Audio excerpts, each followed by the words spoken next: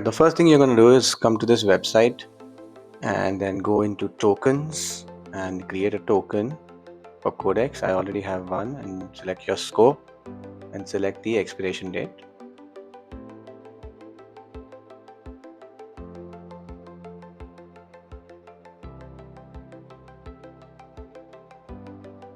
Next, go to your IDE of choice. In my case, it's VS Code. Go to the Codex extension, and then we're going to edit this config.toml file, and you can find it here. And then go to the MCP settings, open the config file right there, and edit it with what I have shown here. I'll post it in the comments.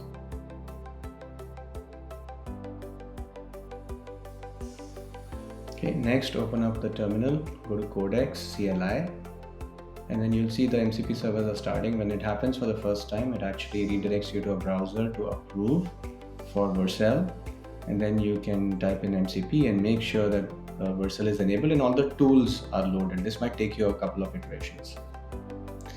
Then go back to Codex, and just to make sure that the MCP is actually working, so you can ask for listing all your projects, and as you can see now, the MCP will come into play, and all of your projects will be listed. So this is how you know that MCP is actually working for you.